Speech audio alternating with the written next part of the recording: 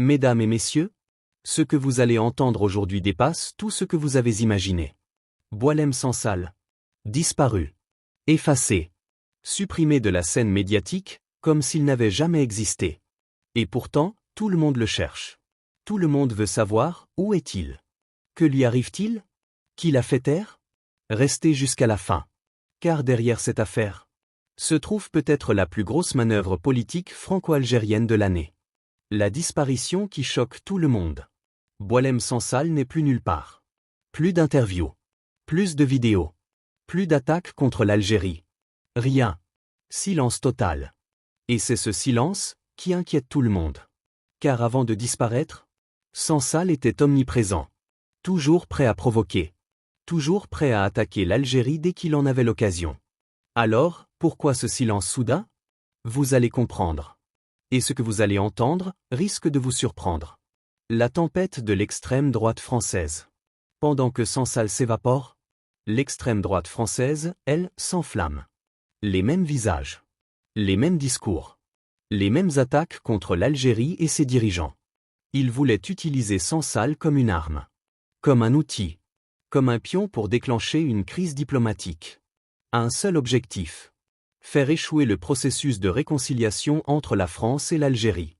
Et croyez-moi, ils ont tout essayé. La réaction de Macron et Tebboune. Mais ce qu'ils ne savaient pas, c'est que les présidents Tebboune et Macron ont réagi. Et d'une façon que personne n'avait anticipée. Selon nos informations, Macron a littéralement fait taire Boualem Sansal. Oui. Vous avez bien entendu. Il l'a reçu discrètement, sans photo, avec un simple communiqué. Pas de conférence de presse. Pas d'interview. Aucune déclaration. Pourquoi? Parce que la moindre phrase contre l'Algérie aurait pu faire exploser le dialogue entre les deux pays. Et Macron le sait. L'Élysée le sait. Tout le gouvernement français le sait. Dramatisation. Et maintenant, écoutez bien. Car c'est ici que l'affaire devient explosive. Les instructions secrètes. D'après plusieurs sources, Macron aurait ordonné à Sansal de ne faire aucune déclaration. De ne parler à aucun média, surtout pas l'extrême droite. De disparaître médiatiquement, immédiatement. Pourquoi? Parce que Sansal pouvait détruire des mois de travail diplomatique en une seule phrase. Et les extrémistes en France, eux, comptaient sur lui. Ils voulaient l'utiliser contre Tebboune. Ils voulaient déclencher une crise. C'était leur plan. Mais ce plan, Macron l'a brisé. L'extrême droite entre en folie. Quand l'extrême droite réalise que Sansal ne dira pas un mot. C'est la panique. Jordan Bardella. Marine Le Pen. Retailleau. Messia. Tous les mêmes. Ils s'énervent. Ils crient. Ils hurlent à la trahison. Alors ils sortent une nouvelle carte. Une carte vieille de plus de 50 ans. L'accord migratoire de 1968 entre la France et l'Algérie. Ils veulent le réviser. L'annuler. Le brûler. Pourquoi maintenant? Parce qu'ils veulent provoquer l'Algérie. Parce qu'ils veulent faire échouer la réconciliation. Ce n'est pas un hasard. C'est une stratégie. Le coup d'un conflit avec l'Algérie. Mais ils oublient une chose. Une chose essentielle. L'Algérie a un pouvoir économique énorme. Europa l'affirme, si la France touche à l'accord. L'Algérie peut riposter. Comment? Petit carré noir limiter les exportations de gaz vers la France. Petit carré noir freiner les importations de produits français. Petit carré noir revoir les partenariats économiques. Plus de 5 milliards d'euros en jeu. Rien que ça. Alors, l'Élysée recule. Et réfléchit. Le cas Sansal, une bombe neutralisée. Revenons à Sansal. Pourquoi Macron l'a-t-il muselé? Parce que Sansal est considéré comme un danger. Un risque? Une étincelle capable d'enflammer tout le processus diplomatique.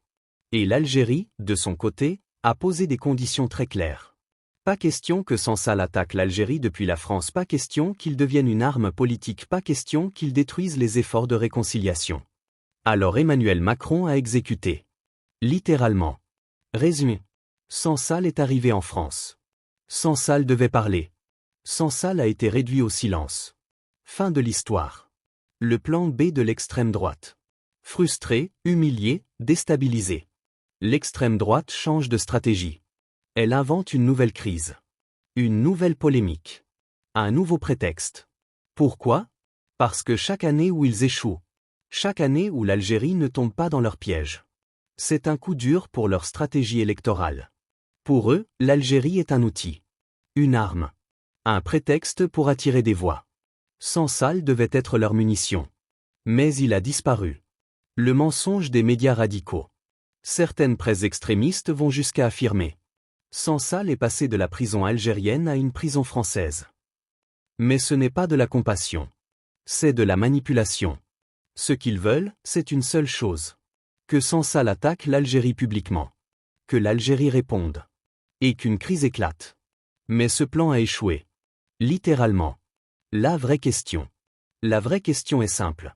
Pourquoi l'extrême droite française veut-elle tant provoquer l'Algérie? La réponse est encore plus simple.